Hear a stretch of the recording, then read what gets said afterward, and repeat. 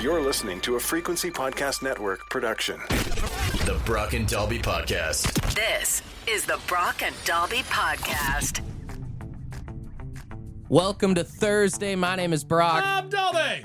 Quick heads up, there will be no podcast tomorrow because we got the day off there, but we hope you guys have a good Easter. Stay safe. Yeah. Hopefully you grub, have a bunch of chocolates, whatnot. And the good news is that our multi-million, maybe billion-dollar company doesn't believe we should have Monday off, so we will be back on Monday. The only people that have Monday off that I know are people that work for the government. Government workers get all the sweet holidays. Why do they get 2 days off? Also, why do my kids get 2 days off? They got it easy. Let me sleep in. What do you got planned for the weekend here?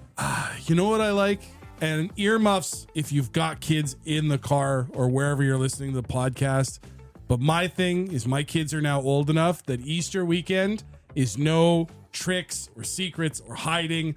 We're just going to eat a bunch of chocolate and do nothing. Easter Bunny ain't coming around no more? Easter Bunny can skip this house. We buy our own at the Shoppers. I was talking to my buddy, and once again, earmuffs, if you got the kids right now, he said what he does is rather than like hide and have like an Easter egg hunt, Yeah. he'll like go out in the backyard or go in the basement and then just throw a bunch of chocolates. Let them fight to the death. And whatever they find, they find. See, that's the thing is like I've always with my kids been like, you go find the chocolate, we bring it all together, and then we divvy it up because you don't want them fighting, so you make sure everybody's got equal. I'm that parent. Yeah. Everybody gets equal chocolate, but I do respect the parents that are like, you're about to learn a lesson today. My favorite part as a kid would be like 2 months later, all of a sudden finding a little egg somewhere. You've got to make a list. I learned that real early with these kids. If you don't write down where you're putting the chocolate, you will find it later and it will not be good. Yeah, you either will find it later or you're going to find a dead dog in your house. This is the Brock and Dalby Podcast. Always interesting to see what kind of celebrity memorabilia makes it out into the mainstream, into the world where people can buy it, purchase it, bid on it. I saw an auction and I had to double check about a dozen times to make sure this wasn't an April Fool's joke. But you can, in fact, as of today, bid on a piece of Bob Marley's hair. Like one of his dreadlocks? Yeah, a 1.5 inch long length of dreadlock. That's pretty big. That was trimmed, from what I'm told, massive piece of hair. Yeah. It was trimmed off of his head in 1978 with his consent, along with an autograph for a young lady that basically he was doing what's called Top of the Pops, which is like a music show back in the day. Okay. After the performance, they would let fans come up on stage to like meet the bands and meet the artists and stuff like that. Woman went up with her friend to Bob Marley and was like, "Can I cut off a piece of your hair?" That's so creepy. And she said that he just kind of laughed and was like, "Okay." Because I assume he was super high at the time. I mean, if anyone came up to you and was like, "Can I get a piece of your hair to keep?" That's psychopath behavior, is it not? I mean, if they come up to me, I'm assuming they're on drugs. Yeah. I just like, because you got an autograph, that's really cool. If you can get like something that they're wearing, or like everybody loves a guitar pick or something like that. Sure. But like, what kind of headspace do you have to be in to have the scissors ready to go? What is this going for on the auction? So it's just opened. As a matter of fact, there are no bids so far, but the opening bid is about $9,000 Canadian. That's crazy. And they're estimating, according to the website invaluable.com, where the auction's being hosted, they're estimating this could go for as much as 45 to 46,000 Canadian dollars For a piece of hair. For a piece of hair from a legend. And they do say in the auction description, it is the first genuine example of Bob Marley's hair to come up for sale in 20 years, meaning this has happened before. If I went to someone's house and they had a framed piece of hair, Yeah. I'd be like, what? I mean, it kind of reminds me of, if you've ever seen the movie Ted, there's like the guy that has Lance Armstrong's nut in his house. Yeah, like, honestly, anything from the human body doesn't feel like a great piece of memorabilia. Whether it's hair, whether it's a nut, a finger, the nails, anything like that. Like, what? it seems like a biohazard. I mean, if you can get a piece of Bob Marley's hair, I wonder someone's got to have that boat that Tom Ely and Pamela Anderson were on. If you can get your hands on that steering wheel, that'd be a pretty cool thing to have on the wall, would it not? You find some very different hairs on that boat. Did anybody pick up the seagull that like Randy Johnson hit with that ball? Does anybody have the shattered remains? You can get that thing stuffed and put it down in your basement. Well, at least with that one, you could try and put the bones back together like a Lego set and see if you can rebuild the bird. Yeah. I wonder if the Hockey Hall of Fame has the Powerade bottle that Ty Domi squirted at that Flyers fan, you know? Oh, or Harry the Hound's ripped out tongue from that one time the mascot got beat up. A piece of the ice from the time that naked guy tried to climb on the ice at the Calgary Flames game. It was really cold that day. The ice was mostly unaffected. I want the glass where you can see his ass cheeks pressed on it. That's what I want in my basement. Replace my front window with that piece of plexi. The Brock and Dalby Podcast. All right, Trevor, if you could own a weird piece of celebrity memorabilia, what would you want, man? Arnold Schwarzenegger's Hummer H1 because he was the first one to have one. Oh, okay. Yeah, first civilian one. I like because it would be like an iconic, like a momentous vehicle to own. Although I think at this point I'd rather have any of Tiger Woods' DUI cars. Pre or post body work? Well, I mean, I want them as is, right? Maybe that's how I learned to work on cars. I become a car guy. Maybe just a bent up fender or something, yeah. Yeah, sure. Well, the last one was a rollover, so who knows how bad it is. I mean, if we're talking Arnold Schwarzenegger, though, I think one thing I want the pregnancy test that his like nanny or maid had there. That's what I'd like to put up in a frame in the wall. Tough to explain. You got to put a plaque on that one so that when people come over to visit, you don't just have a pregnancy test on the wall and have to explain it. No, it's not Courtney's. It's fine. You look at that every day on the wall, and when you want to give in to temptations, you say, no. That's your shining light. You know, it's funny. We got a lot of texts of interesting stuff that people would want from celebrities. Shane said Peter Frampton's Lost Pig. That would be sick. I was saying the seagull from Randy Johnson. Jordan just texted in the skeleton of the bat that Ozzy bit off would be cool.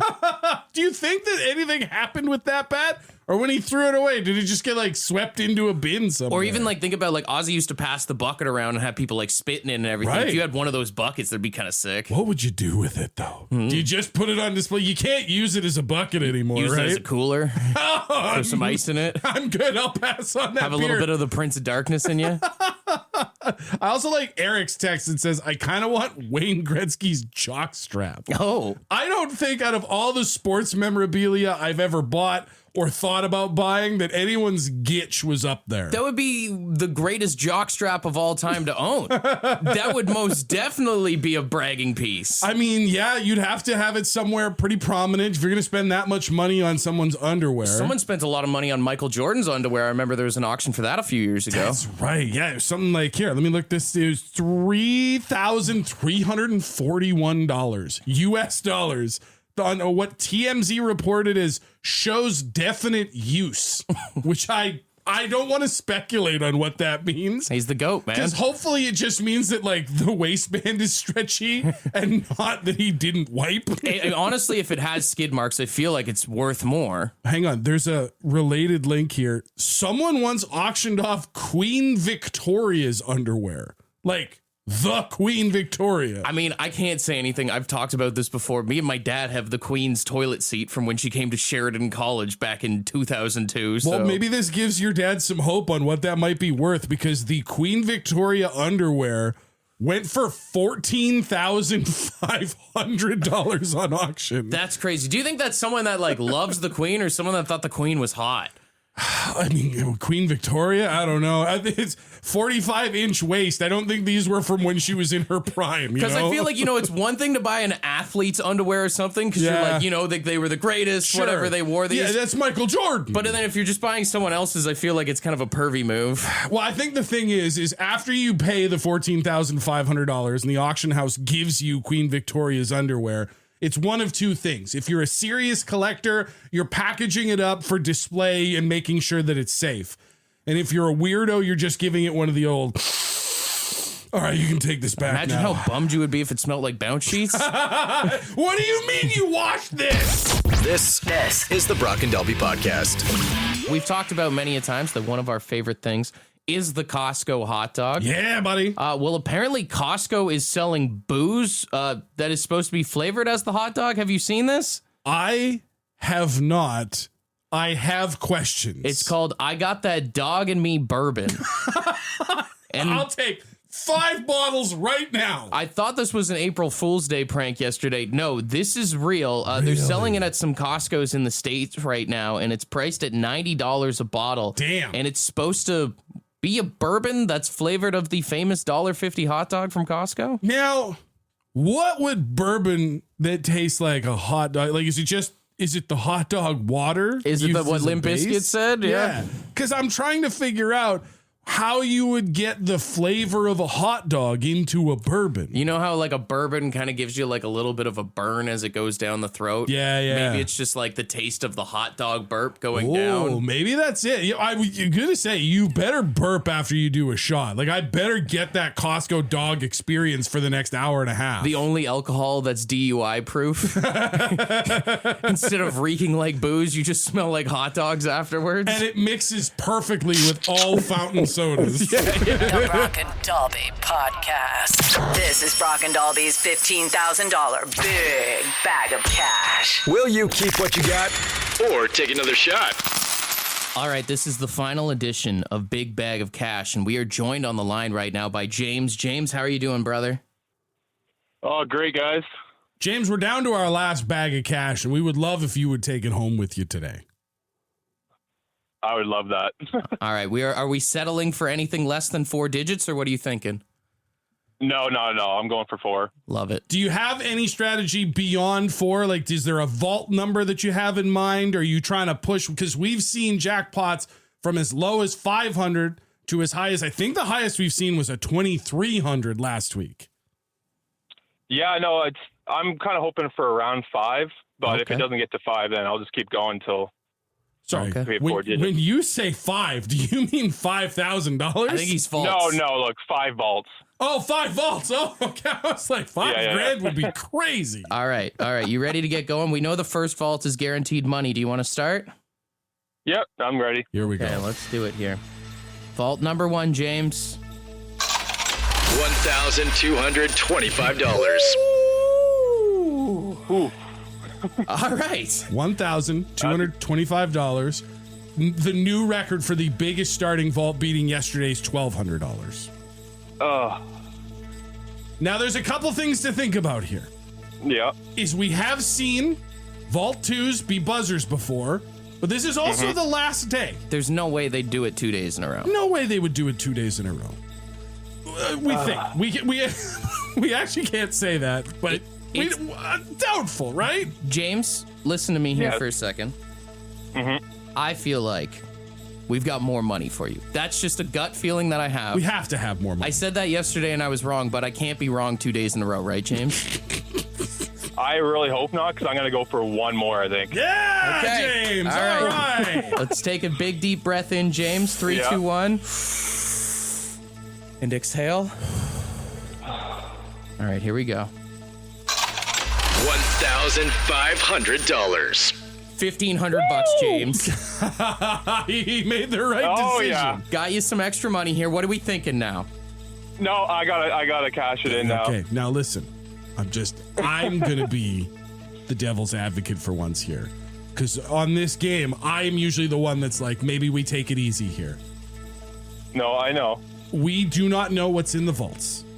But we do know that the name of the game was the $15,000 bag of cash. And as of right now, even with your $1,500, we would only be just over $10,000 given away. Oh, why are you doing this right now? All I'm saying is, You've been the polar opposite this whole contest. What are you doing? it's the last day. You can't hold anything back now. All I'm saying is, what if you did one more? James, are you going to take Dolby's hand? I'm sorry, Dalby, I can't. Yeah, doing the one after 1,200. All right. That's good for me. 1,500. I get it. $1,500 is an amazing amount of money. I Yeah. just felt like I wanted to try something today. I think you just want to see someone's misery. You get off on this No, stuff. no. I'm not like that. I promise. All right, James, $1,500 is officially yours. Congratulations, my Hell man. yeah, dude. Oh, thank you so much, guys. Now, we do have to see what would have been in the remaining vaults. Are you ready for that? Oh, yeah. Watch there it we go. be that $5,000 we joked about. All right. If you had a trusted the devil, which is my friend Okay. Dalby, Hang on, the devil now. let's see what would have been in vault number 3. $2,000. Oh, Oh, Hey, it's only $500. only $500. It's only $500. All right. James, what do you think? Do you think the devil would have led you on to bag number 4? Do you think there would have been anything in there? honestly, there probably is 5 bags, honestly. Okay, let's see. So you only missed one vault. Honestly, Oh, that's good for me. that's not bad at all. What are you going to do with that $1,500, James? Honestly, just probably keep it in the bank. Like, I need the cash right now, so. There you go. That's good, man. That's good. Yeah. It is tax season and whatnot right now. You never know if the CRA is going to come climbing for you. Yeah, true. Nothing like a $1,500 safety net that you didn't even know you were going to get when you woke up this morning, brother. Oh, it's a great start to the day, that's for sure. Happy Easter, eh? Hell yeah. Yeah. His bank account is risen. All right, James, do us a favor and stay on hold, and we'll explain how you can get that coin, all right? Yep, sounds good. All right, congratulations to him and all our winners, and unfortunately, thank you to our losers as well for playing. The Brock and Dalby Podcast. The Brock and Dalby Podcast. Former U.S. Congressman Matt Gaetz has reportedly suggested that he had been briefed by Donald Trump about alien hybrid breeding programs. Sorry, alien hybrid breeding programs? He claims that the U.S. government is apparently breeding humans and aliens together through secret experiments. Now, do we think, because he says that he was briefed by Trump, and I'm not calling him a liar. I believe if he says that Trump had that conversation, do we believe Trump? Or is this like, you know, when your grandparents just sort of start telling you stories sometimes that aren't necessarily rooted in reality? Yeah. Grandpa didn't take his pills again. Maybe that's what happened here. Because, like, if Trump was telling people about alien mixed breeding, he sure didn't bring it up when he stood on that stage and was like, yeah, we're going to tell everybody to release the alien documents. It's also just interesting to me that they'd want to do something like that when they hate all the immigrants that are coming into their country. Like they want extraterrestrial beings.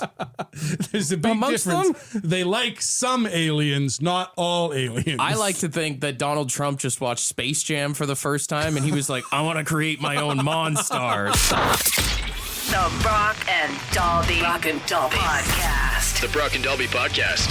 Okay, Blue Jays, let's play ball. There's a lot of hype around the Toronto Blue Jays, of course, the way last season went, but I think there should also be a lot of hype around Blue Jays fans because last year, they absolutely crushed it on those Looney Dog nights, putting down over 826,000 hot dogs. I love that we're through the first 2 series of the season and you are far more excited about Looney Dogs than you are about the actual results of the game. Well, the first Looney Dog night happened on Tuesday. Yes. And so the stats are in. Are you ready for this? How did we do? On the first Looney Dog night of the year, fans consumed 90,708 hot dogs during that first game. Damn. That is insane. So close to 6 figures. Now, the crazy thing is the average last year was around 75,000 dogs a game. Yeah. The most that they had in a game was 96,000, so we almost even touched that record. And that was late in the season when it was like that push to the playoffs / push to 1 million dogs. Mm-hmm. So if they can keep up this pace, 90,000 out the gate,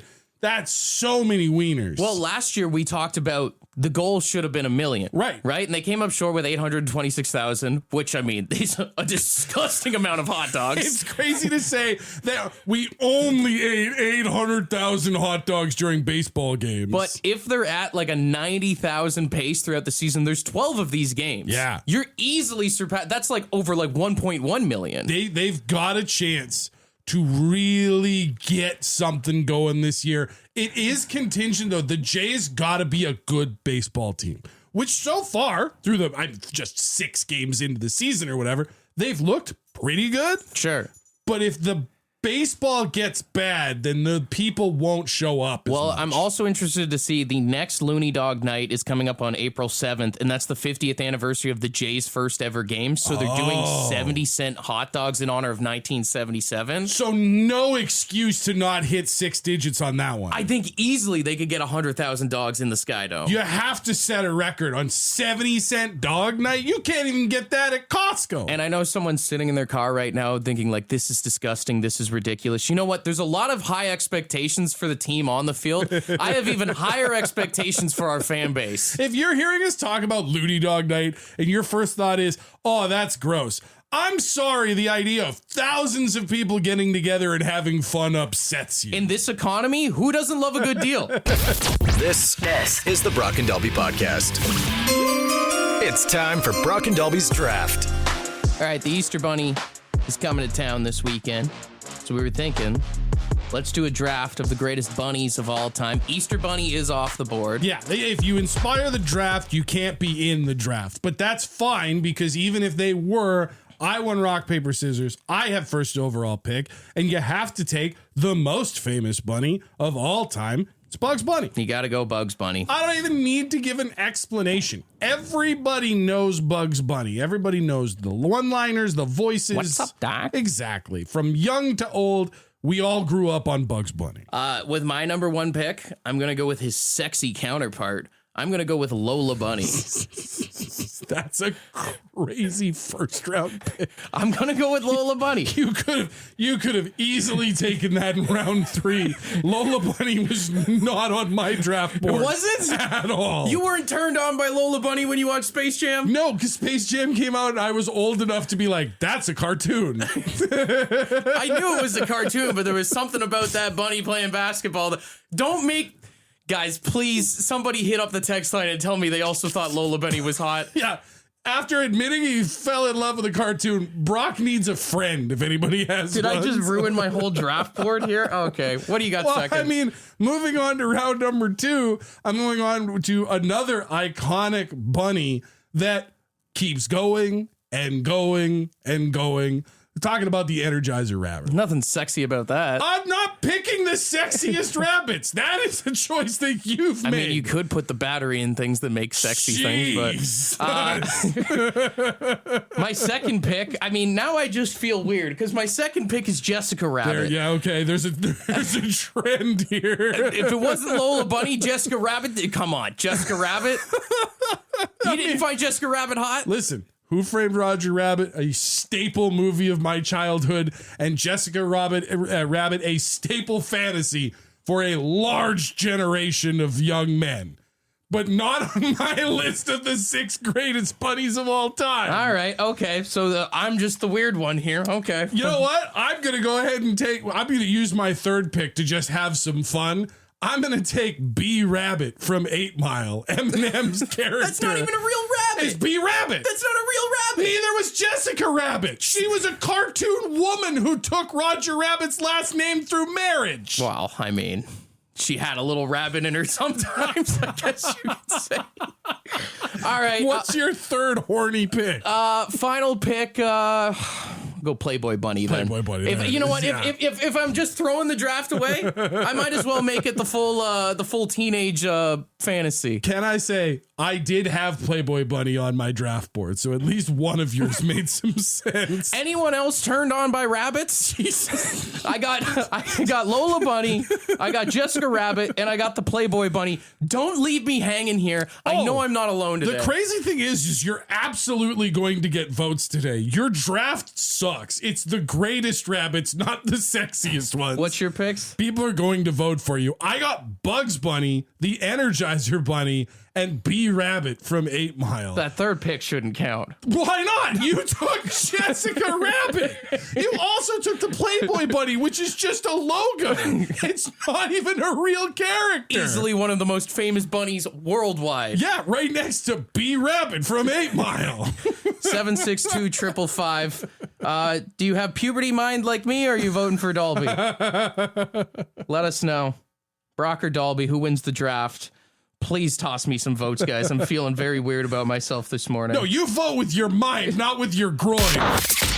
The Brock and Dalby Podcast. The Brock and Dalby Podcast. I have never been more proud in my life You shouldn't be. to say that I caught a W in the draft here this morning.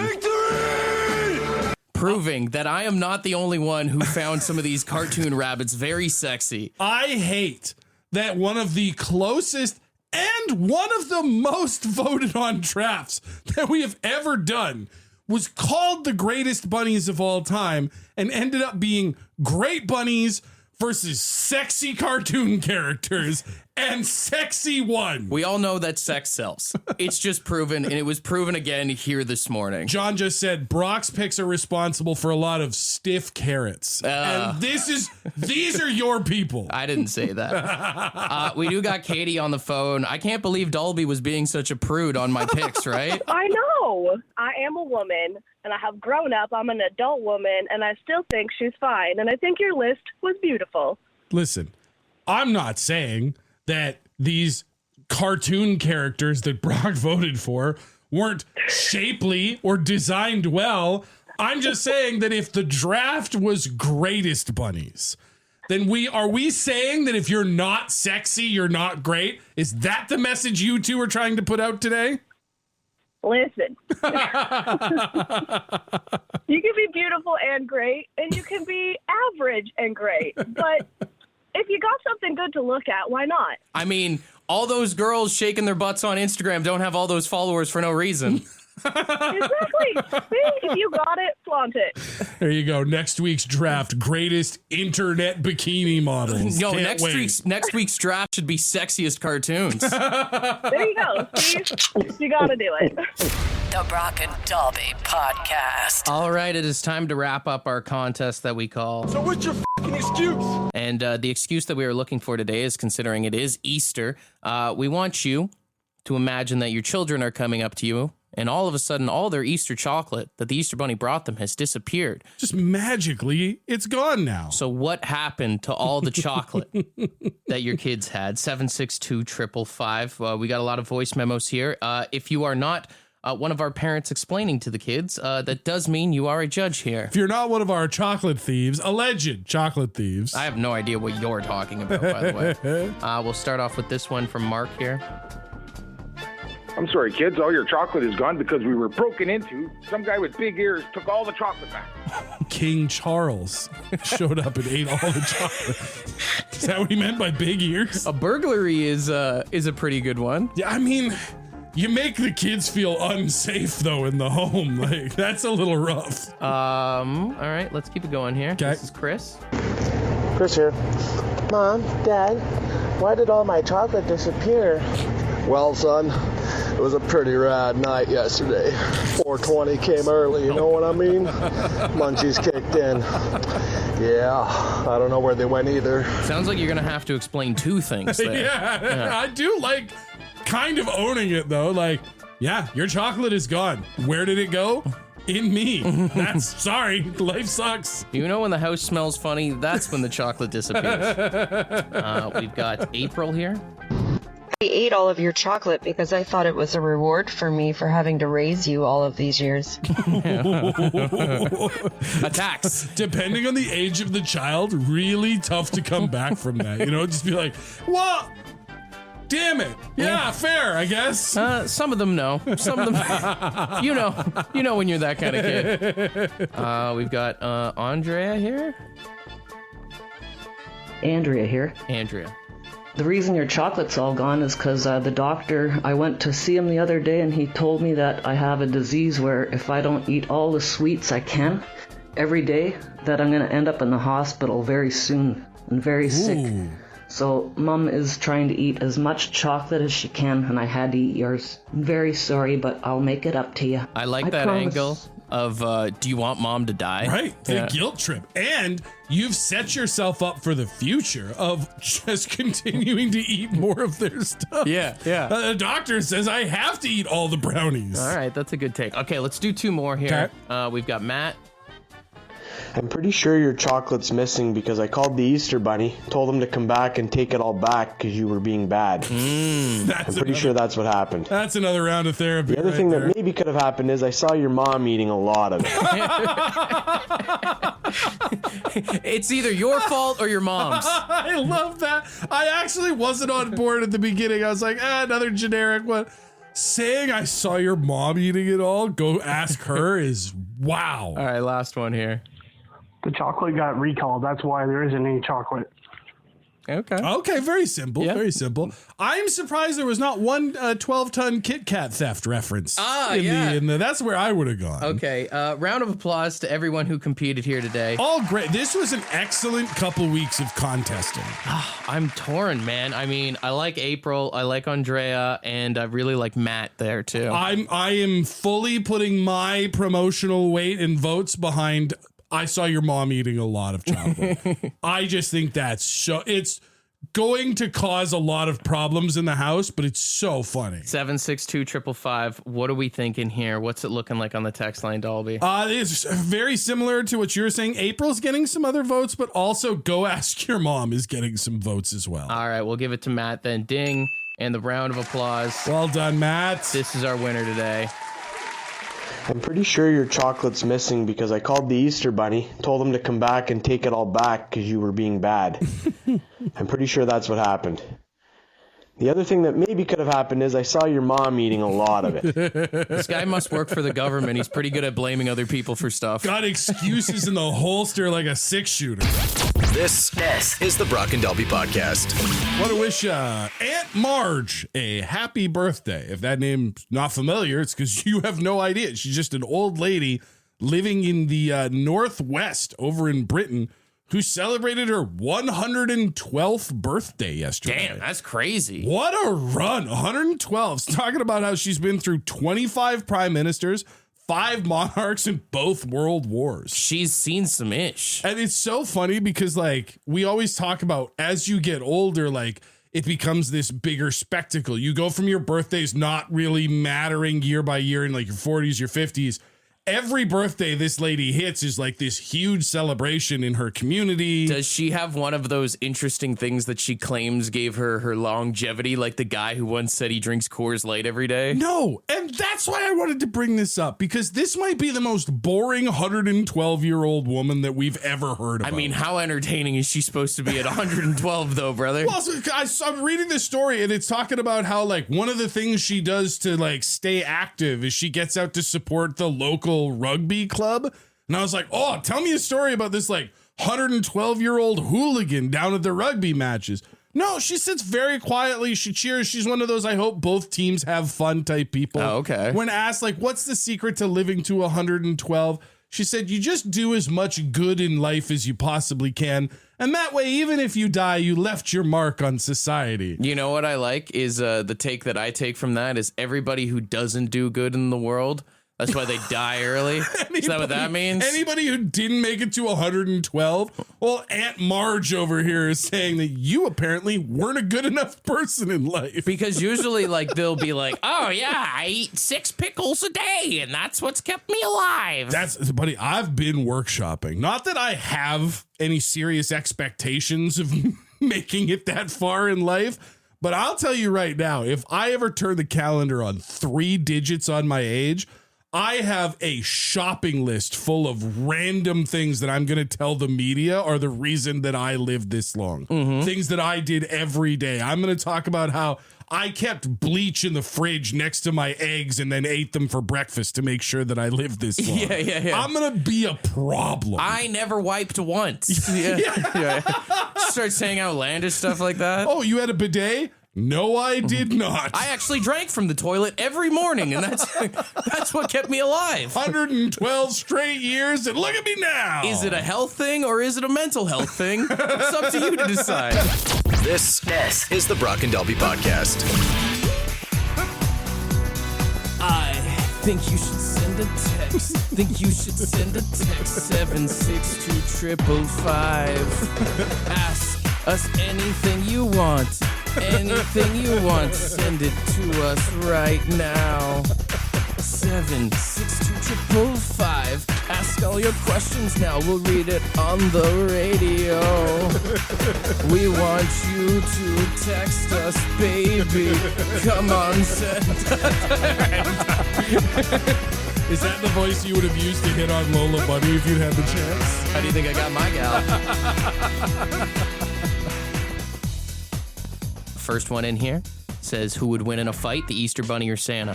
I just feel like the sack is the deal maker. Like, it's just a cheat code.